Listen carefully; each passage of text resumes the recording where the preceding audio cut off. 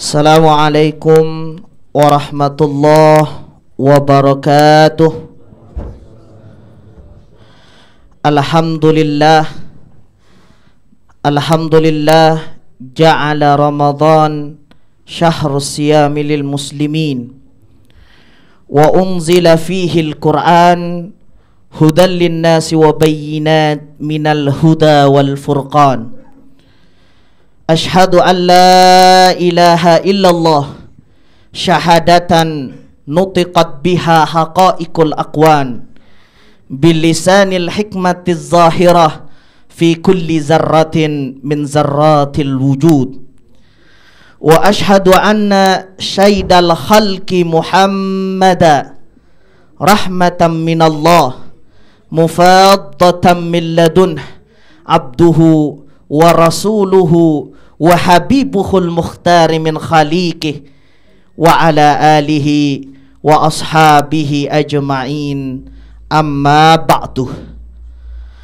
Para asatiz, para alim ulama, para guru yang saya hormati, segenap pengurus Masjid Westol ya Pak, yang saya muliakan, segenap pengurus dari Indonesian Muslim Community of Victoria yang saya hormati, ayahanda, ibunda, para kaum kerabat, sahabat yang saya hormati. Tidak ada ungkapan yang paling indah dan tidak ada ungkapan yang paling nikmat mengawali perjumpaan kita kali ini kecuali ialah ajakan bersyukur kepada Allah Subhanahu wa ta'ala, menyadari dan memahami bahwa sesungguhnya ialah kita semua milik Allah, bahwa sesungguhnya kita diamanatkan oleh Allah, dan itu semua akan kita pertanggungjawabkan di kehadirat Allah Subhanahu wa ta'ala. Salawat beriring salam semoga tetap tercurah dan terlimpah kepada Nabi besar Muhammad ibnu Abdillah. Dialah yang perjuangannya tak pernah mengenal kata lelah, yang ia sampaikan argumen untuk menuju Islam yang rahmatan lil alamin. Ayahanda, ibunda sekalian, alhamdulillah kita sudah sampai kepada hari ke 19 18 19 Pak.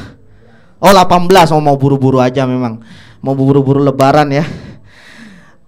Alhamdulillah dengan izin Allah kita sudah sampai kepada hari yang ke-18. Dengan demikian hari ini saya ingin menyampaikan bahwa marilah sama-sama kita manfaatkan di akhir-akhir Ramadan ini untuk terus mempertingkatkan ibadah kita kepada Allah Subhanahu wa ta'ala. Dan ibadah yang paling baik, sebagaimana beberapa hadis yang diriwayatkan oleh Imam Ahmad misalkan, bahwa ibadah yang paling baik ketika orang beriktikaf sekalipun ialah membaca Al-Quran. Dengan demikian saya ingin mengatakan bahwa sesungguhnya memang Al-Quranul Karim yang kita lihat dan kita fahami sekarang ini merupakan sesuatu yang menjadi manual book di dalam kehidupan kita.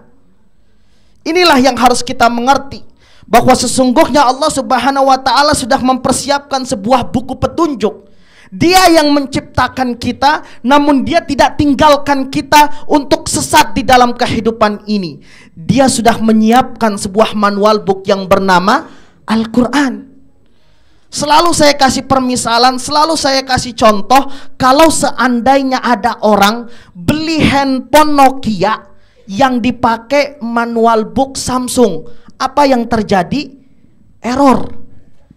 Mungkin terkadang benar, tapi akhirnya akan error. Maka wajar seandainya ada manusia yang menjalankan kehidupannya referensinya bukan kepada Al-Quran, maka yang terjadi ialah error, kata ibu-ibu.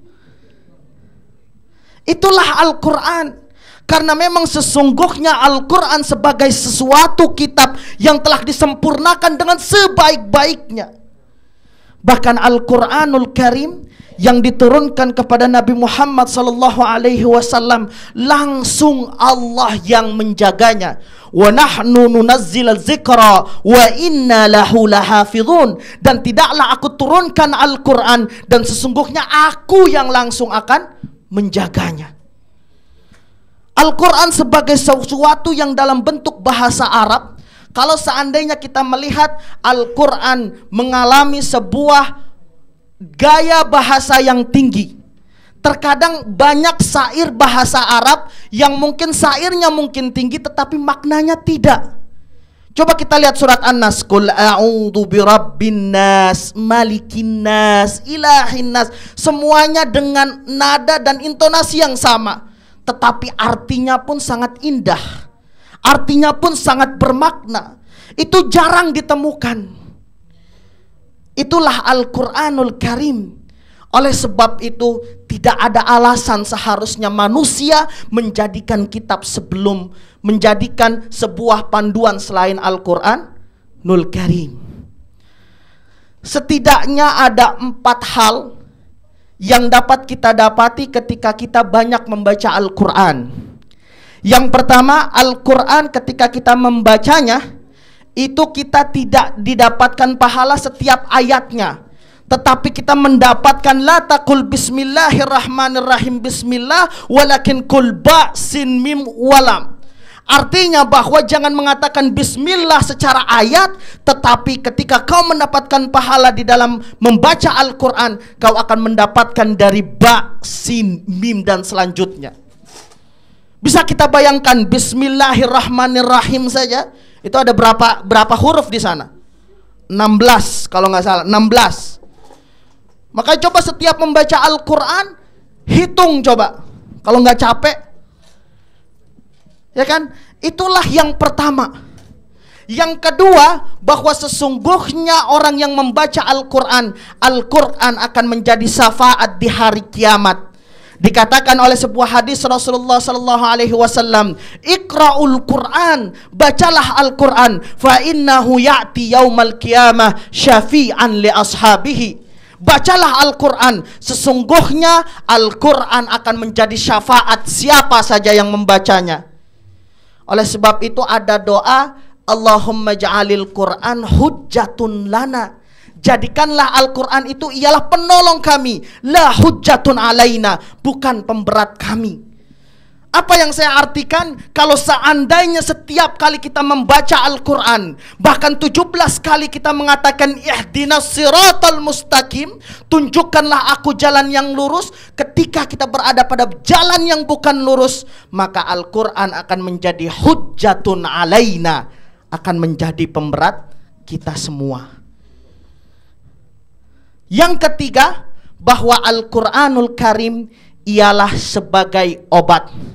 Wa nunazzilul Quran ma huwa syifa, kata Allah Subhanahu wa taala.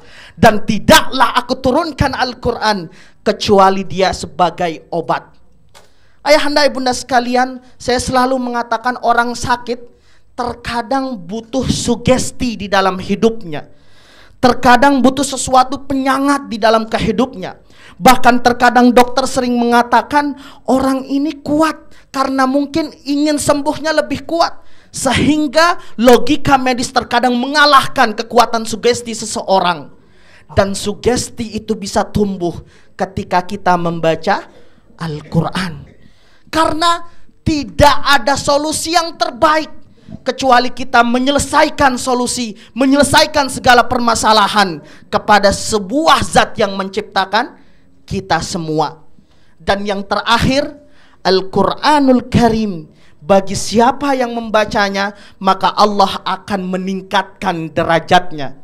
Sebagaimana dikatakan oleh sebuah hadis Rasulullah sallallahu alaihi wasallam, yarfa'illahi aqwaman bihadzal kitab, bahwa sesungguhnya Allah akan mengangkat suatu kaum dengan kitab ini. Jadi kitabun dalam bahasa Arab itu artinya buku, tetapi di situ ada alif lam, artinya ma'rifah, penentu. Bukunya itu sudah dijelaskan karena masuknya alif lam di situ, yaitu Al-Quran. yarfa'illahu bihadzal kitab, bahwa sesungguhnya Allah Subhanahu wa taala akan mengangkat dengan ini yang namanya Al-Qur'an, wa yada'u bihi akharin, dan Allah akan merendahkan yang lainnya. Mudah-mudahan 4 ini akan memberikan semangat kepada kita untuk terus membaca Al-Quran. Bahkan bukan hanya membacanya, berusaha mentadabburinya. Dan setelah kita tadabbur, setelah kita tentang apa yang kita baca, mudah-mudahan kita akan praktekkan di dalam kehidupan kita. Mudah-mudahan yang sedikit ini bermanfaat, dan mudah-mudahan kita akan selalu mendapatkan maghfirahnya Allah, dan pada akhirnya sebuah